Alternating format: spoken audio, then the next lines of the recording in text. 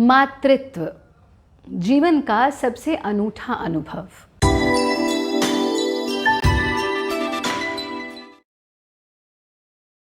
नमस्ते, मैं हूं आचार्य प्रतिष्ठा। मातृत्व जीवन का सबसे अनूठा अनुभव। प्रत्येक नारी चाहती है कि जीवन में एक बार उसे मातृत्व का ये आनंद, ये अनूठा अनुभव अवश्य प्राप्त हो। लेकिन कई बार अनेकानेक कारणों से कंसेप्शन टफ हो जाता है या डिले हो जाता है। बहुत सारे रीजंस, बहुत सारे कारण होते हैं डिलेड कंसेप्शन के या कंसेप्शन ना होने के। पर अगर समस्या है तो समाधान निश्चित रूप से है। अगर हम नियमित रूप से योग साधना करते हैं, अगर हम नियमित रूप से योगमय जीवन जीते हैं, तो हम ईजी कंसेप्शन को प्राप्त कर सकते हैं। कंसेप्शन में आने वाली बाधाओं को समाप्त कर सकते हैं और स्वस्थ जीवन जी करके एक स्वस्थ संतान की उत्पत्ति भी कर सकते हैं। आज हम आपको कुछ ऐसे आसान से योगाभ्यास बताएंगे जो इजी कंसेप्शन के लिए बहुत बहुत लाभकारी हैं और साथ में कुछ ऐसे बहुत छोटे छोटे से लाइफस्टाइल चेंजेस जिनको अपना करके आप मातृत्व का अनुभव, मातृत्व का सुख प्राप्त कर सकते हैं। पुरुषों की बात करें तो पुरुषों में ऐसी अनेक प्रॉब्लम्स होती हैं, फिर चाहे वो लो स्पर्म काउंट हो, इनफर्टिलिटी हो। इसी प्रकार से महिलाओं में भी अनेक समस्याएं होती हैं। लेकिन जो प्रैक्टिसेस हम आज आपको बता रहे हैं, अगर हमारी मातृशक्ति उसका नियमित रूप से अभ्यास करे तो कंसेप्शन सुगम हो जाता है। कई बार हमारे पुरुष भाई बिल्कुल स्वस्थ होते हैं लेकिन फिर भी हम कंसीव नहीं कर पाते हैं। ऐसे में भी अगर इन प्रैक्टिसेस का आप अभ्यास करते हैं तो आप देखेंगे कि कंसेप्शन आपका सुगम हो सकता है। आप आसानी से गर्भ धारण कर सकते हैं। कुछ छोटी छोटी सी चीज़ों का हमें ध्यान रखना है इससे पहले कि हम योगाभ्यास सीखें। सबसे पहली चीज़ ये कि अगर आप कोई वर्किंग लेडी हैं, आप घर से काम करती हैं या दफ्तर से काम करती हैं, तो ये ध्यान रखना है कि लैप बच्चे के लिए होती है, लैपटॉप के लिए नहीं होती है। यानी जब हम लैपटॉप को बहुत समय तक गोद में रख करके काम करते हैं तो ये हमारे कंसेप्शन के प्रोसेस को डिले कर सकता है। इसके हानिकारक इफ़ेक्ट्स हमें इफ़ेक्ट करते हैं। तो पहला काम तो ये करेंगे कि लैप में लैपटॉप नहीं रखेंगे, टेबल पर रख करके काम करिए लेकिन गोद में रख करके नहीं। दूसरा काम ये कि अगर आप अपनी पॉकेट में बहुत हर वक्त मोबाइल रखते हैं या फिर आपका कोई ऐसा बैग है जो आपके प्रजनन अंगों के आसपास रहता है, उसमें मोबाइल को रखते हैं, तो उसका पोजीशन थोड़ा सा चेंज करेंगे। मोबाइल की रेज़ हमारे लिए हार्मफुल होती हैं, तो मोबाइल की प्लेसिंग इस तरह से करें कि वो आपके हेल्थ को अफेक्ट ना करे। तीसरा काम हमें ये करना है कि ऐसा कोई भी भोजन जो तामसिक प्रवृत्ति का है उससे हमें दूर रहना है और उसको रिप्लेस कर देना है फ्रेश फूड से, जो हमें माँ प्रकृति से प्राकृतिक रूप से मिलता है, जैसे fresh salads, fresh fruits, fresh juices. जो भी प्रिजर्वेटिव से भरा हुआ भोजन है उससे आप दूर रहें अगर आप कंसेप्शन की प्रोसेस को आसान करना चाहते हैं। अगर अल्कोहल या स्मोकिंग का एडिक्शन है या उसका सेवन करते हैं तो उसे हमें बंद करना होगा अगर हम कंसेप्शन चाहते हैं, कंसीव करना चाहते हैं। ये कुछ छोटी छोटी सी प्रैक्टिसेस को अपनाएंगे और क्या योगाभ्यास करेंगे ये अब आप ध्यान से समझिए।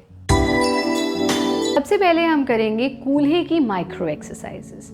कूल्हे की माइक्रो एक्सरसाइजेस गर्भधारण में बहुत बहुत लाभकारी होती है। कैसे करते हैं? इस प्रकार से कमर को सीधा रखते हुए, अगर आपको लगता है मैं कमर को सीधा नहीं रख पा रही तो पीछे एक बैक रेस्ट ले लीजिए और पैरों को सामने फैला देंगे। दाएं पैर को ऐसे फोल्ड करना और जैसे हम बच्चे को गोद में ले लेते हैं ना, बिल्कुल वैसे ही घुटने के नीचे अपनी हथेली टिका देंगे और पंजे के नीचे अपनी बाईं हथेली टिका देंगे। बाएं पंजे को तो पकड़ लेंगे, दाईं हथेली से इसको ऊपर ले जाना, नीचे लेकर के आना, ऊपर ले जाना, जितना ऊपर ला सकते हैं, नीचे प्रेस करना, ज़मीन से छूने की कोशिश करना।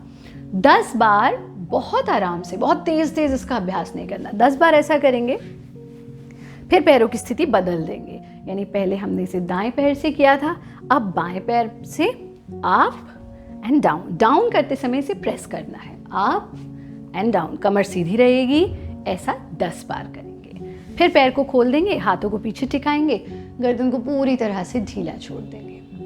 ये तो हुआ पहला अभ्यास। दूसरे स्टेप में हम इस ही प्रकार से अपने पैर को फोल्ड करते हैं राइट को, और जैसा हमने कहा कि जैसे बच्चा होता है ना, यानी ऐसे देखिए आप इसे, जैसे बच्चे को गोद में लेते हैं ऐसे लेना, और यहाँ से सर्कुलर मूवमेंट देना, जितना हो सके बड़ा चक्र बनाने की कोशिश करेंगे क्लॉकवाइज और फिर एंटी क्लॉकवाइज। ऐसा करते समय आपको बिल्कुल अपने हिप जॉइंट पर पड़ने वाले प्रभाव को अनुभव करना है, और हमारे पूरे जो है ये समझ लीजिए गुदा और गुदा के आसपास के पूरे एरिया पर जो प्रभाव पड़ रहा है उस पर ध्यान टिकाना है। फिर पैर की स्थिति बदल लेंगे और लेफ्ट पैर से इसी तरह से पूरा क्लॉकवाइज मूवमेंट 10 बार, और फिर 10 बार एंटी क्लॉकवाइज मूवमेंट करना। फिर पैरों को ऐसे खोल देंगे, गर्दन को ढीला छोड़ देंगे, पूरे शरीर को ढीला छोड़ देंगे। यहाँ इसको 10-10 बार करने के बाद हम लेते हैं गुप्त पद्मासन। और गुप्त पद्मासन का अभ्यास कैसे करते हैं कि हम पद्मासन लगा लेते हैं। अच्छे से पद्मासन लगा लीजिए। जो लोग पद्मासन नहीं लगा सकते वो इसको चौकड़ी मार करके भी कर सकते हैं, लेकिन इसका अभ्यास ज़रूर करना है हमें। तो इस तरह से पद्मासन लगाना, और जैसे हम बैठें ऐसे बैठ जाएंगे। बहुत केयरफुली इसको हमें करना है। घुटनों के बल आ जाएंगे पद्मासन लगाए लगाए इस स्थिति में, और इस स्थिति में आने के बाद पेट के बल लेट जाना, ठुड्डी को जमीन पर टिका लेना बिल्कुल आराम से। फिर अपने हाथों को पीछे ले जाना और आपस में नमस्ते की स्थिति में ले आना। नॉर्मल ब्रीदिंग के साथ यथा सामर्थ्य रुकना। फिर पहले हाथों को वापस ले आएंगे। अब अपनी हथेलियों का सहारा लेते हुए इसी तरह से घुटनों के बल आ जाना, और फिर अपने आसन में बैठ जाना। सुगम सा अभ्यास है, 3 बार आप इसका अभ्यास कर लीजिए। और अंत में हम करते हैं जिसको कहते हैं सेतु बंधासन, यानी हम ब्रिज जैसी पोजीशन बना लेते हैं। कुछ लोग इसको कंधर आसन भी कहते हैं। तो नाम आप इसको दोनों ही नामों से पुकार सकते हैं। कमर के बल लेट जाना, और कमर के बल लेटने के बाद बहुत सुगम जो जिसे हम कहें कि अर्ध सेतु बंध का अभ्यास हम आज कर रहे हैं। यहाँ पर दोनों पैरों को फोल्ड करना, और दोनों पैरों को फोल्ड करने के बाद अपनी हथेलियों से अपने टखनों को पकड़ लेना। अब यहाँ से अपने हिप्स को पुश करते हुए ऊपर उठाना और आर्क बना लेना।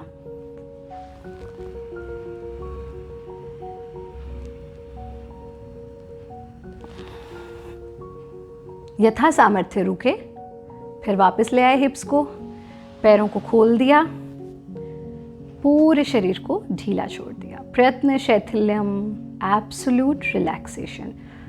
3 बार ही इसका अभ्यास करेंगे, रिलैक्स होंगे, और उसके बाद करवट लेकर के उठेंगे। कभी भी ऐसे सीधा नहीं उठेंगे, हमेशा करवट लेकर के ही उठना चाहिए। तो ये छोटे छोटे से अभ्यास, ये सुगम सी क्रियाएं, इनका अभ्यास करें। जो आपको आहार के विषय में और जीवन शैली के विषय में बताया गया उसका अभ्यास करें। एक चीज़ का ज़रूर ध्यान रखना है कि नियमित रूप से प्राणायाम और ध्यान का अभ्यास ज़रूर करें। इसी कार्यक्रम के माध्यम से हमने कुछ सुगम ध्यान की क्रियाएं आपके साथ साझा की हैं, कुछ सुगम प्राणायाम आपके साथ साझा किए हैं, उनका अभ्यास करें।